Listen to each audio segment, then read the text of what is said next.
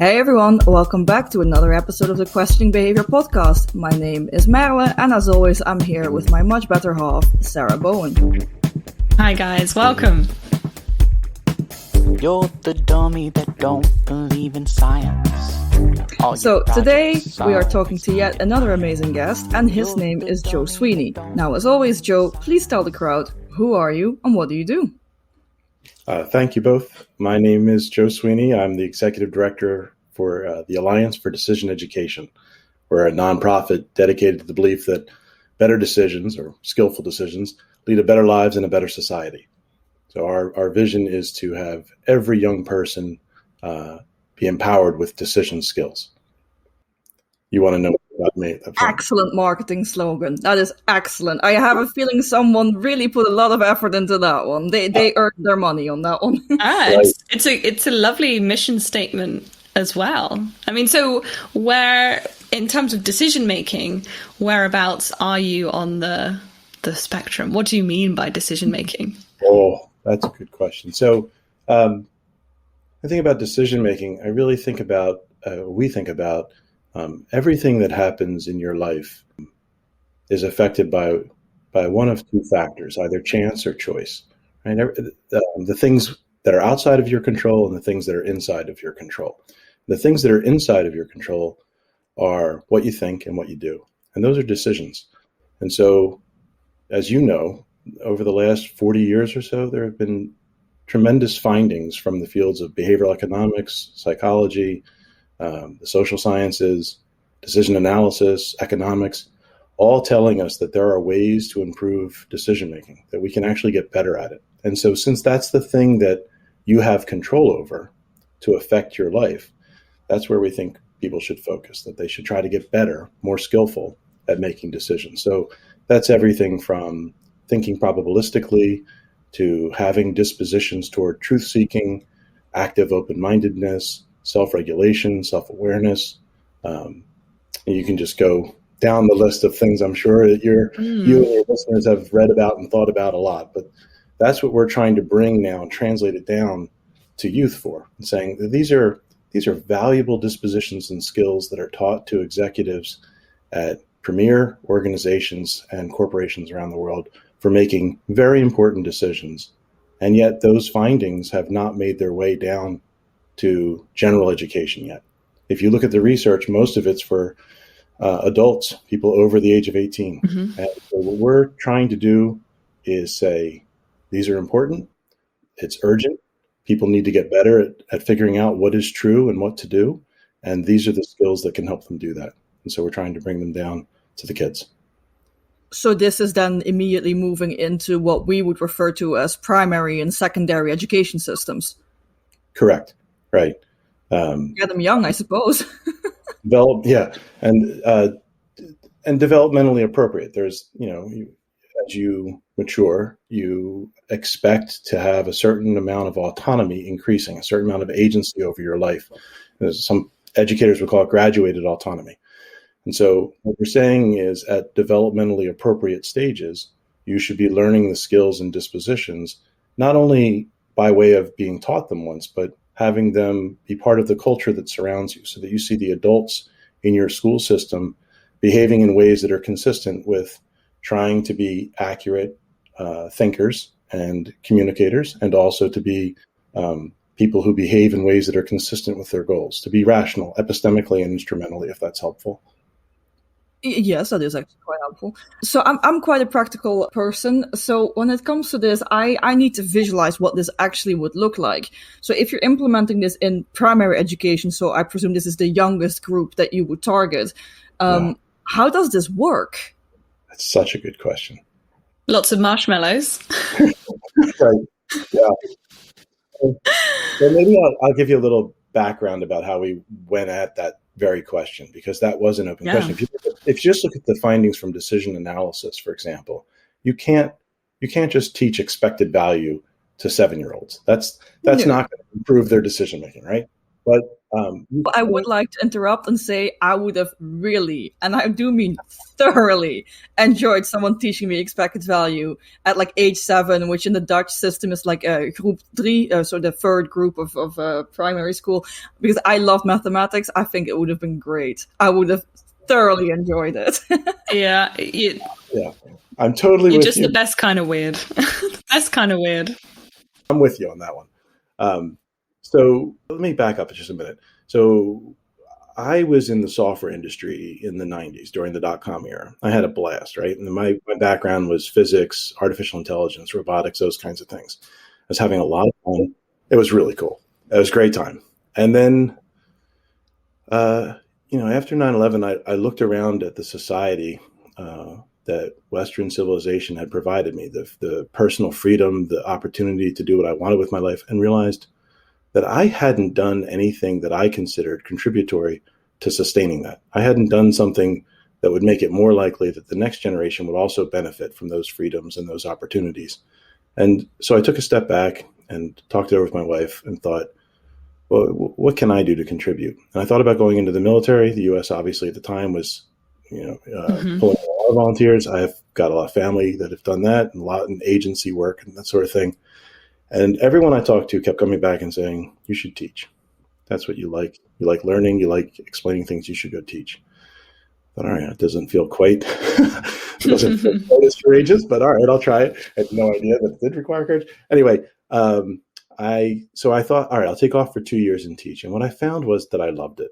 I loved everything about working with young people, re-sparking their curiosity if they had lost it somewhere along the way. I started teaching math, physics, and a little computer science to high school students, and then started teaching at night at the community college. And somewhere along the way, someone said, hey, we need someone to run the math department. Could you go get a degree in math? So I did my master's in math, right? And then Sorry, it's just this idea of someone just rocking up to you being like, listen, we need a guy with a mathematics degree to like run this.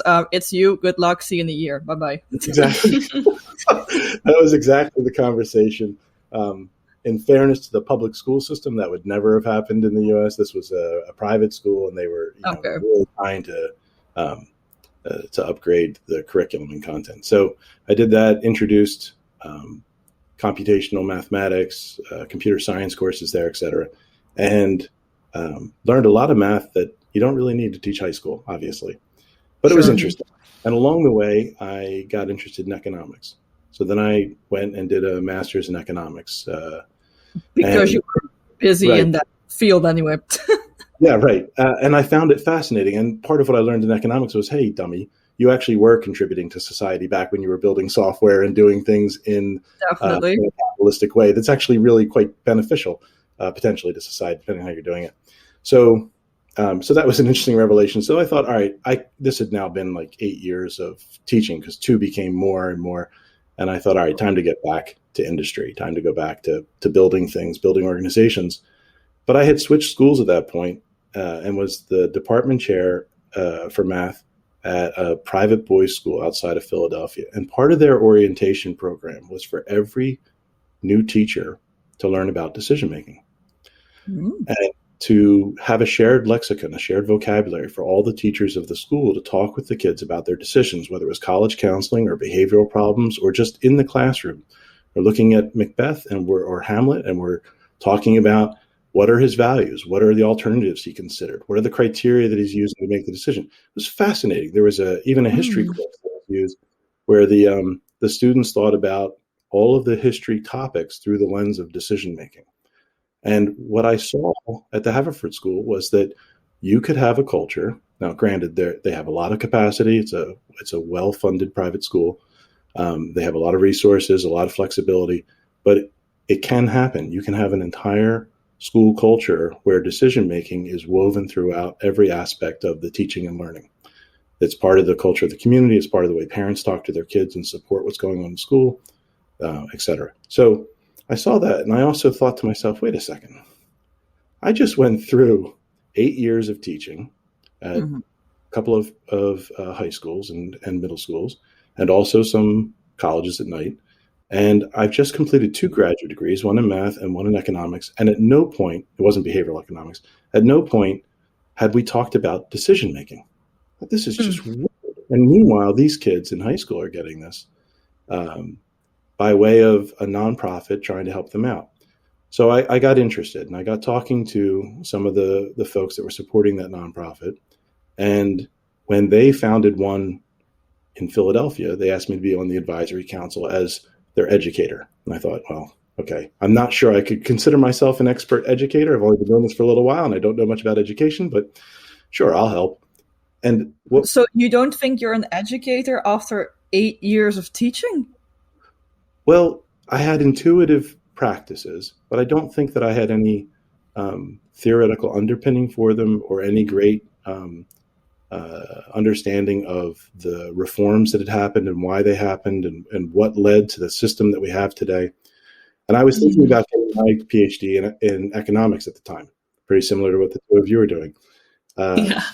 A very good mentor took me aside and he said to me, "What are you doing with this economics thing? You love teaching, you love educating, you love working with young people. Why don't you go learn about education?" So I went down to the University of Penn, which is nearby, and did my doctorate in education and organizational leadership, and served on the advisory council for a new organization, which is now called the Alliance for Decision Education, but at the time was called How I Decide. And what we were doing was running experiments in the Philadelphia school system about how to bring these skills to young people. So to your question, sorry for the long preamble, how do you teach this to primary school students? How do you teach this to middle school students? I had a good model for what it looked like at high school. I had no idea what it looked like in primary school. And what the Alliance was doing at the time was something where they were teaching teachers. They were going in and training teachers in the Philadelphia school system about mindful choices, about being in the moment, being aware, taking stock of what your reaction was and what were the possible alternatives that you could behave with. And they were getting students to slow down, take a breath, take a couple breaths, that sort of work. And what we saw was fascinating. Not only did classroom behavior improve, which not a big surprise, but math and reading scores improved, which we weren't expecting at all. Tardiness went down. Absenteeism went down. The students and the teachers were feeling more productive, engaged, and calmer in the class setting. And the principals were happy, the teachers were happy, the students were happy, parents were happy about this. But one of the challenges in the U.S. education system, which there isn't really, it's multiple state education systems, is that decision-making is not one of the outcomes that the school system is set up to deliver. So even when we had these positive results, there wasn't demand for them. And so we're pushing in these programs like Mindful Choices and High School Explorer.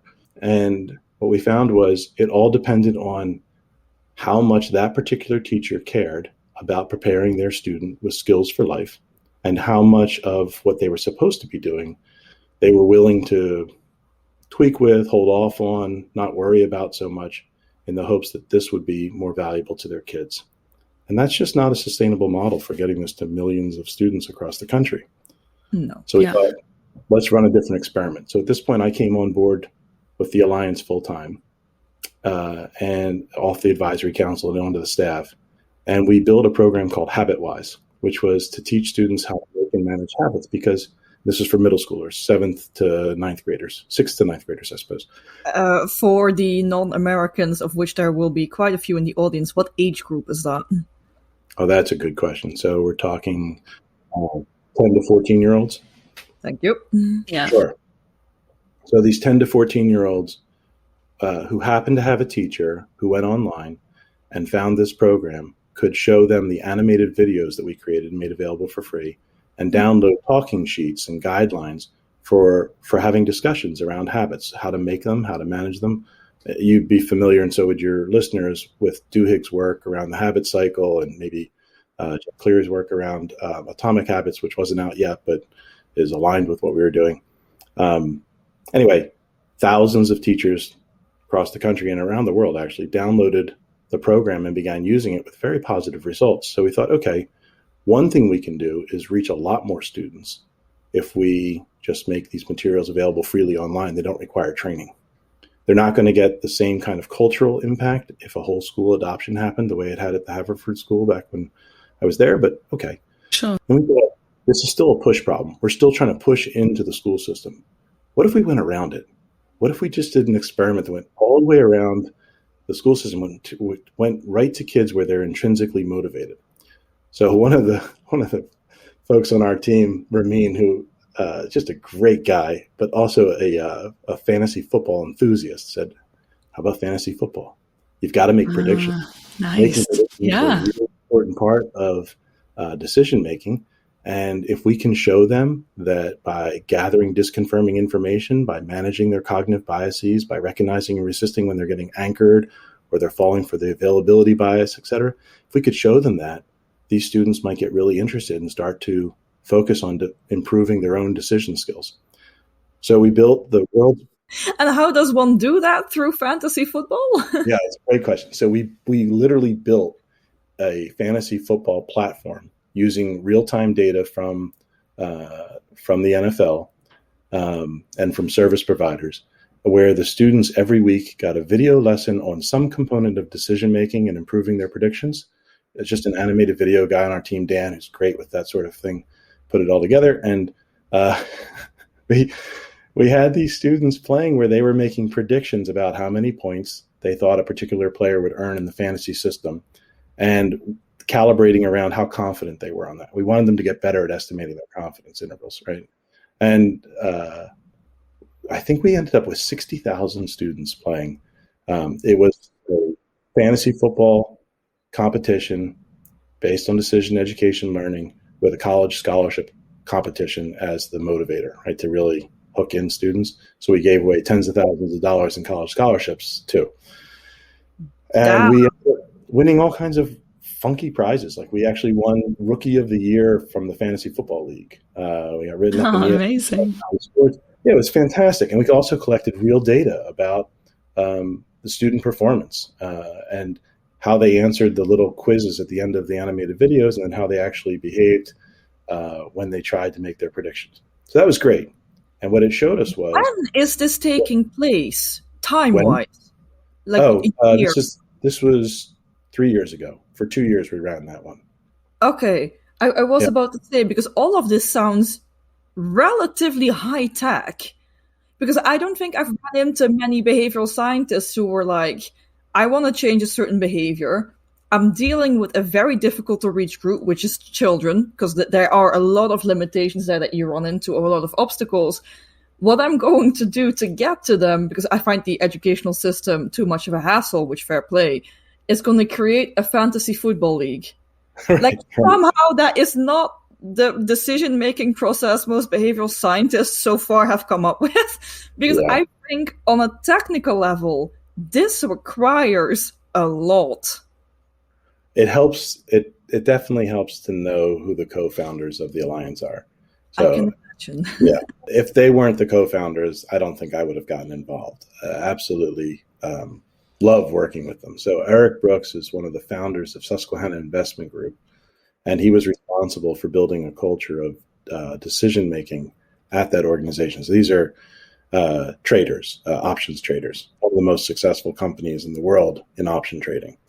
And then his co-founder, his partner, Annie Duke, is a world champion poker player who then turned that into speaking and strategy consulting for organizations and executives around decision-making. She has a background, like yourselves, in decision-making in an academic way. I think she's actually finishing her doctorate now. Yeah, we have massive professional crushes on Annie Duke. Yeah. So a lot of people know about their professional profiles. The thing that really captures me about the two of them is that they are rational. They actually do try to see the world more accurately and then behave in ways that are consistent with their goals, using Stanovich's ideas there. And then they're humanist. They really care about improving the well-being of others. And they see decision-making as the single most powerful way to offer that to people, to improve their own lives, is through improving their decision-making. And that has cumulative and non-cumulative effects on society if everyone gets better at this. So all credit really to the two of them for putting this together and also taking on big bets like GM Genius, which was the fantasy football thing. They're not going to make that. You're not going to get that opportunity at a traditional nonprofit, but they're interested in running experiments where they see high return on investment and high expected value. And we had questions we wanted to answer. Yeah. Go ahead. All right. So we were doing this and it was going pretty well, but we were getting to tens of thousands of students, and the U.S. education system is tens of millions of students. Sure. And we also were looking at the dosage and we're realizing you just can't get enough of this to enough kids if you keep going around the ed system. You've got to find a way to have the education system care about this and start really trying to accomplish it. So we looked at other reforms that have happened in the education system. And what we found was, whether it's social emotional learning or the introduction of technology or the introduction of AP courses or the International Baccalaureate courses, every time something like that really took off and permeated the entire U.S. education system, it was because behind the scenes, there was an organization that was working as a field builder or as a catalyst, identifying, coordinating, amplifying the work of other people, developing a shared lexicon, looking for gaps in the field and building the things that were necessary. And talking with the board and the leadership team, we realized we actually were well positioned to play that role. We had the long commitment. We had the disposition toward ending experiments quickly if they weren't working and trying things that we thought had high expected value. We had a lot of the expertise available to us. You can see the advisory council has improved dramatically since I was on it. Now we've got folks like Daniel Coughlin on it, Paul Slovic, Phil Tetlock, et cetera. Gary Kasparov. It's not Joe Sweeney anymore in our advisory council. It's pretty good. So we had all this expertise and we realized we can play this role. So we pivoted about 2 years ago. We rebranded as the Alliance for Decision Education. We began reaching out to any individuals or organizations that thought this mattered and that we should get it to kids. And we began the work of trying to figure out, how do we build a community of educators? How do we build a community around workforce calling for this, to say the next generation needs this? How do we start creating policy statements? How do we come up with standards for the different grade levels? How do we create proof points, evidence, gather the knowledge to show how this works, what interventions, what level of dosage makes a difference, moves the needle on the things we care about? So that's what we've been doing the last couple of years. So we grew from being an organization about 4 people. I think we just passed the 22 mark or something at this point. We're growing a lot, and more importantly, the network of people that are involved has grown. As I mentioned, the advisory council has seriously grown, but the outreach from people, particularly in finance and technology so far, who have said, this matters, this is important, we want this for the next generation, it's just been amazing. Yeah. So that's the work we're doing now, is scaling solutions, trying to find things that work, and then growing awareness and demand, figuring out how do we get this to be something that society says to education, we want this, and education says, and we know how to do it.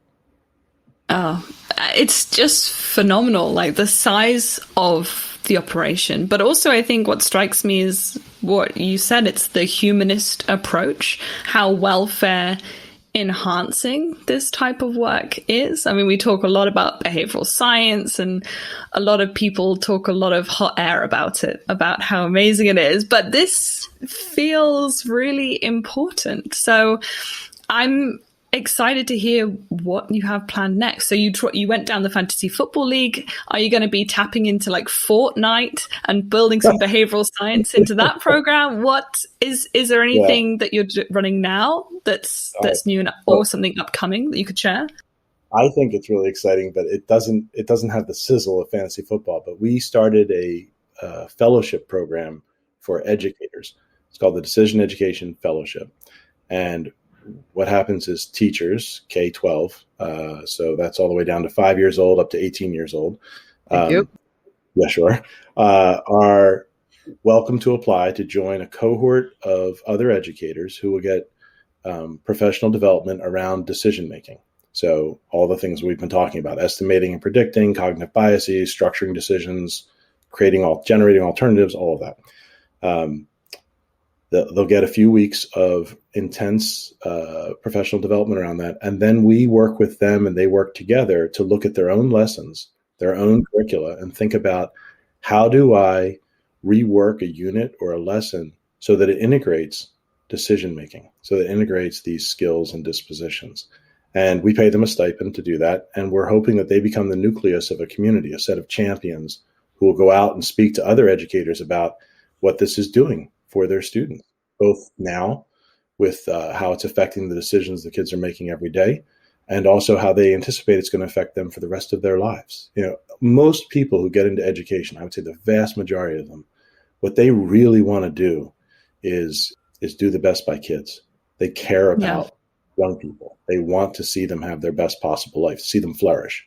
And this is a set of skills and dispositions that's aligned with critical thinking. It's aligned with social emotional learning. It's aligned with good content. It's a set of skills and dispositions that they can be proud to bring into their learning environment and to become champions for. So that fellowship program is spinning up for this year again. We're probably going to run several cohorts this year, so we're growing it. We had great results last time. That's, to me, of all the things that are currently going on, that's the one I'm most excited about, because I want the professional educators to be the ones that are helping to shape and figure out, how does this look? How do we do this well? And how do we make it not something that's being told to us to do, but something from us to society saying, we, the people who work with kids every day and who think about this and think about how to prepare them for life, want to do this. We want to do it well. It makes a lot of sense to me. I've recently, for some of my freelance writing, I've been through interventions that were run in the healthcare domain, in this case specifically with physicians and clinicians. And if you design interventions that are very much for them and not by them, they tend to backfire quite a bit. So I think the fact that, you're actively wanting to work with the people, quote unquote, on the ground, so who actually have to do it, I think will only better the interventions in the system itself. But it is something that behavioral science seems to very often not think of for some reason. Well, because it's hard. It's harder, right? Of Surely course. that's the biggest barrier. Yeah. But if you want to go fast, go alone. If you want to go well and endure, go with a community.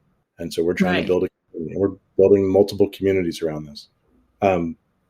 But the other really exciting thing I should mention, I think it'll only be additive, not competitive to your podcast. We have a special guest host for our podcast for season 2, which is launching next week. And that's Annie Duke. So wow. if you want to hear Annie, it's going to be great. She's interviewing folks associated with professional sports about decision-making and how it shows up there. And it's just a crazy list of guests. It's really going to be fun. So that's another That's so cool. Yeah. So cool. A good plug. Maybe if I get into professional sports, Annie Duke will interview me. This is now my new aim in life. Yeah, and this may date the episode, but do you know the date at which Annie's episodes are airing? Because I'm pretty sure in real time they may already be out. They probably will be out by the time they're every 2 weeks. Another episode will come out for the next 12 weeks, I think. Okay. So, well, go to the Alliance website. They'll see the podcast there. We will make sure to link down below. So dear audience, as soon as you're listening to this, especially because we front record so much, long live the PhD. This second series with Annie Duke, the second season, will already be out. Several episodes will be up by this stage. I can promise you that. We will make sure to link those below. This is incredible stuff, but I guess you're just sort of sharing the success stories so far. You've shared a lot of success. What have you tried that you thought would work, which just didn't? Yeah, that's such a good question. One of the ones we were really hopeful about back when we were experimenting with the school system in Philadelphia was something called High School Explorer. Students in Philadelphia's school system have a choice at the end of 8th grade to apply to any public high school they want in the district. The district is very big. Millions, in our district. Not millions of students, but millions of people obviously living in Philadelphia school district. So anyway, the 8th graders get this choice. We thought, wonderful. We'll give them an opportunity to learn about a structured decision, come up with their criteria, rate the different schools using something like the weight and rate method, and really give them a chance to see how you can use a deliberative process to figure out where you should apply. And the unfortunate thing was there were only so many schools to which anyone was going to want to apply once they ran through that system. They're really, the choices just collapsed down to the few schools that were doing well. And so that was a big disappointment. I think we could repurpose it and do it for the college choice, which is another big choice that high school students in our system face. And we'll probably do that. But that was one that great material, really good stuff. Yeah. The people that used it liked the experience of using it and what they learned. But the choices just weren't different enough to make it a useful tool. That was hard. I can imagine that it is, as behavioral science teaches us, the decision-making context is very, very important, and that context doesn't always lend itself to what we want to do with it. No. Which is unfortunate, but a true experience of this entire field. Yeah, I would agree. The other thing that's been really hard is it's not so much an experiment that failed as a series of them. You know, we would get adoption by a school leader or by a great teacher, but more often than not, there was a school leader, a high school principal, who said, I want this for my whole school. I want every teacher trained on, et cetera. But the turnover rate is so high. You know, the average tenure of a high school principal in some of our urban school districts is less than 3 years. Well, you can imagine how long it takes to get someone up to speed on the content that you and your listeners have been learning about, then to get it integrated into the school. And as soon as that principal goes, there went the initiative. It just faded away. Okay, so a new principal wouldn't take this up by default, as in they're now in charge of a school that has this initiative. As a result, their default is this initiative is now in place. Me, as a new principal, will also continue this initiative. This doesn't... Okay. It's like new producers joining a studio in Hollywood. They kill the old projects because you can't get credit for their successes. You can only get blamed for their failures. So why would you keep it running? It's true. I mean, if you define the potential gains like that, yeah, I suppose it's not very attractive. No. So I can see how this works with fantasy football, but still, how does this actually work in educational program? Like, because I actually really thoroughly enjoy the going through Shakespeare and then analyzing motives. I think Macbeth is an absolutely great play or story to do that for, by the way. Love me some Macbeth. But it's just, I mean, how far can you take that, especially if you're like you said, dealing with, say, the age group 5 to 10? Well, yeah, it's a good question. We tend to go older for partly for that reason. You need abstract reasoning for a lot of this, and you need more sophisticated math skills.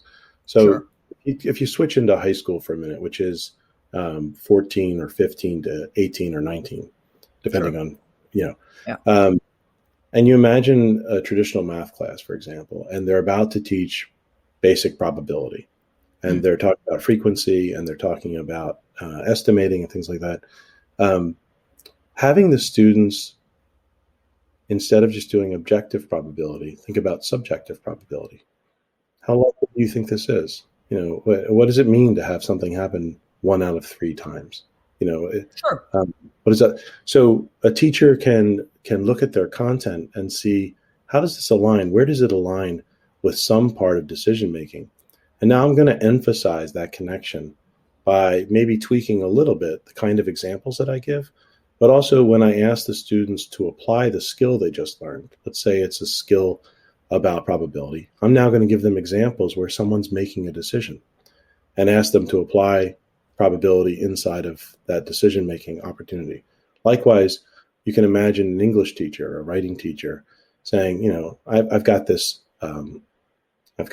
section of curriculum about these standards in English I'm about to approach, but I'm going to approach them through the application towards a decision. So this is a creative writing assignment. All right, I want you to generate 3 possible futures, you know, and I want you to think about more than one way this is going to turn out. We so easily get anchored to the way that we want things to turn out.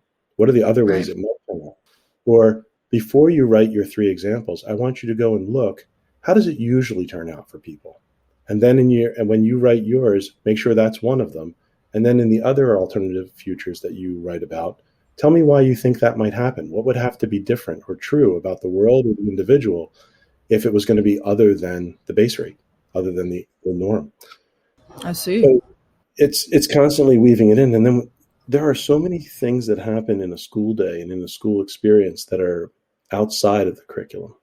A student is thinking through a decision and talks to their teacher. Well, to have all the teachers thinking and approaching it with the same language and the same structure, it's a powerful cultural change, and it increases the dosage of that content to young people such that they start seeing its transferability. They start recognizing, oh, this matters not just in English class and in math class and in science class, but also matters when I make choices about whether to try out for this sports team or that sports team, or whether to do this activity or not, or whether to volunteer or not, or how many hours to put in.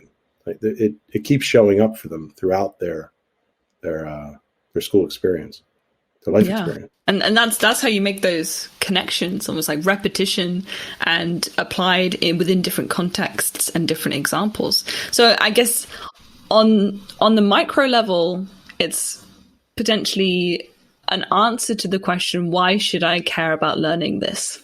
Providing some real examples.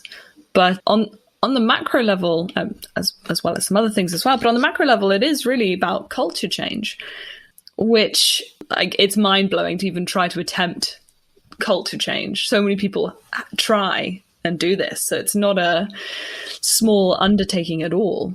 I had a dear friend who was running the high schools up in the Harlem Children's Zone, who came down to visit me when I was working at the Haverford School.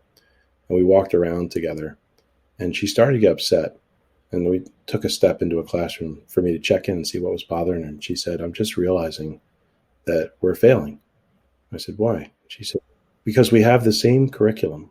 And I thought if we had the same books and the same content, that my students would be as well prepared as what the students are going to be prepared with coming out of this school. And what I'm seeing instead is these students have agency.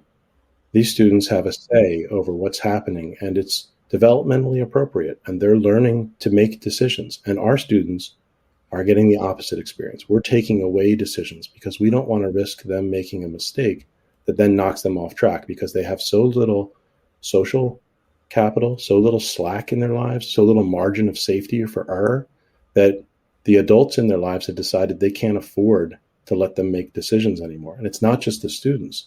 A lot of the more challenging school areas, districts, or charter schools in the U.S., even the teachers are seeing their decision-making authority taken away by administrators who don't want to risk the professional educator making a choice that might cause a problem. So we're seeing this reduction in agency, and that's the exact opposite of what decision education provides for. It increases the amount of skill with which you can exercise control over your life, and the amount of impact you can have over your future. There are different futures that could unfold, more of them than will. And depending on your choices, you can affect which ones are more likely. Is that what you want out of the alliance? Or a slightly less aggressive question, is that what you hope the alliance achieves? Better agency of people to have more control to create a future that they would actually want for themselves? Absolutely. I think that we have three core values inside of our organization: humanism, rationality, and education. Believing in the dignity of the individual and their right to make the best possible life they can for themselves and for those they care about, for their community, for their family. That's central. Rationality is the way that we think we get there. Epistemically, as I said before, seeing the world more accurately, and instrumentally behaving in ways that are consistent with your goals. And the last is education. You mentioned nudge before we started talking, and I like the book, and I like Richard Thaler, and I'm hopeful that he'll get involved with this movement at some point soon. But I'm not looking to nudge people.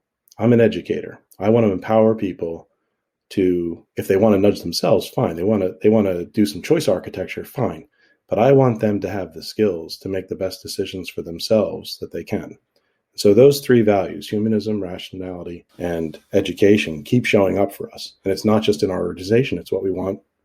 It's what we want for the field of decision education and for all the young people come into contact with it. Well, Joe, you and your work and the work of the Alliance for Decision Education is deeply inspiring. And personally, hearing about it has really resonated with me, and I'm sure it will resonate with the listener. So one of the last questions that we ask. There are two. Like, one is sort of looking into the future of the field more generally, or in your work. What's up next? What's the next challenge or the next project or something you're looking forward to? And then we'll give you a chance to plug yourself and send the listener off in any direction that you would like them to go. Oh gosh. Okay. So what's next? There are two big things that we're trying to do right now. One is to find interventions that work and can scale. And we're mostly doing that with educators, as I mentioned. But we do need some help with expertise. So if there are pedagogists or decision scientists that want to get involved, they should reach out. And they can reach out at connect@alliancefordecisioneducation.org. The other big part, and I'd say it's even bigger, that we need to do is to raise public awareness and demand for these skills to be taught to every young person. And it's podcasts like yours that are going to get the word out. We have our own podcast, as I mentioned, that Annie's guest hosting the second season. We have a terrific communications team that is just getting started with how to get the message out. So if people out there listening think, oh, I know someone who would care about this and would help put their shoulder against the wheel of making this happen for every kid, they should also reach out. Again, connect@alliancefordecisioneducation.org. We're obviously on Twitter, we're on Facebook, you can go to our website, all that sort of thing. But we have lots of ways for people to get involved. Everything, whether you're the CEO of a Fortune 100 company or you're a parent who wants to start organizing to get this to happen in your school district, we would love to hear from you. Fantastic. Is this also for people in Europe where we're based, or would you prefer to focus on the American system first? Well, that's so going back to Eric and Annie's audacity and ambition, Eric said to me not too long ago, don't worry, if you ever get this done in the U.S., when you get this done in the U.S., he changed after I gave him a stern look. He said, well, when you get this done in the U.S., we're just going to start with other countries. But actually, the other countries are ahead of us in many places. So what I'm finding is this is very popular already in Canada. There's great work going on in Vancouver around this in the Delta school system. It's happening in Australia. One of the advisory council members, Johannes, is in Germany doing great work with high school students around this. So it is popping up all over, and we are getting international support and interest, and welcome it. So certainly if you've got folks back home for you, please have them connect. We will find a way to connect them with others. Excellent. Brilliant. We'll make sure everything is linked below to reduce as much friction as possible for you, dear listener. If you have been inspired and want to reach out, I'm sure Joe would love to hear from you. And yes, if there's anything else you'd like to say while you have your platform, Joe. Oh, that's so kind. The only thing I would say is, the thing I think is true, which is that skillful decisions lead to better lives and a better society. And we have an opportunity to give the next generation a set of skills that will make them better at figuring out what is true and what to do. And if the last couple of years taught us anything, it's that it's urgent. Our society, our world needs the next generation to be more skillful at figuring out what is true and what to do, partly because the context for them has changed.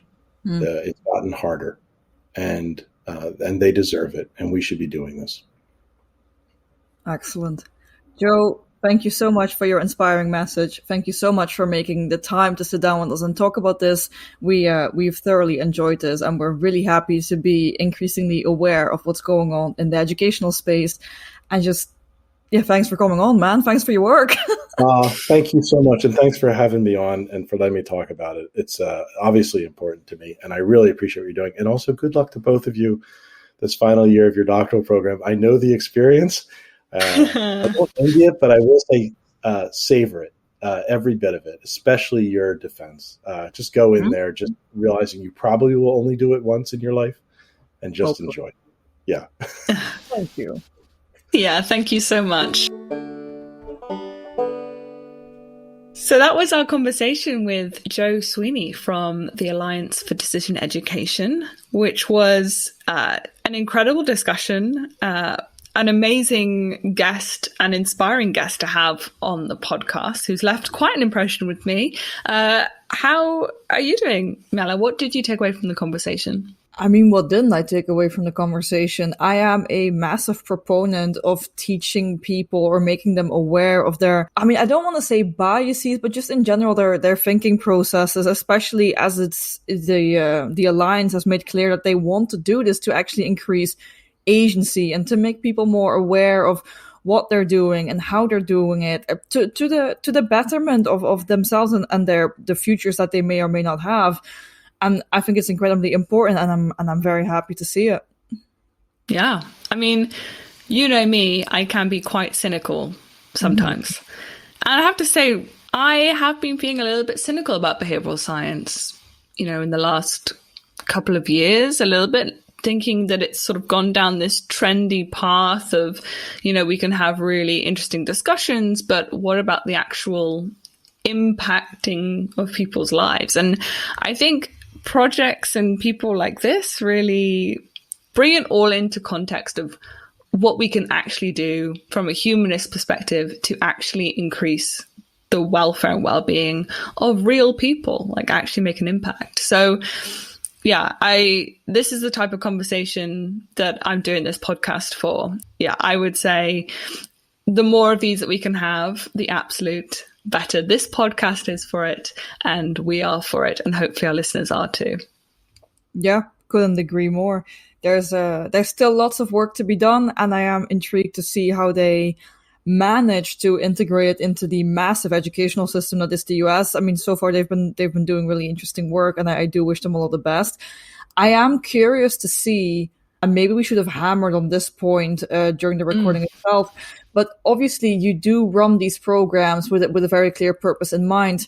And despite it is very difficult to measure if this has had an impact at all, and if so, what the impact was. But I would be interested to see what slightly more longitudinal data is with regards to this.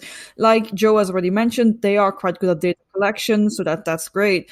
But what is the impact of this as soon as people get out of education, or let's say if they move to the next level of education and they had this in either primary, secondary, or high school, whatever you want to call it?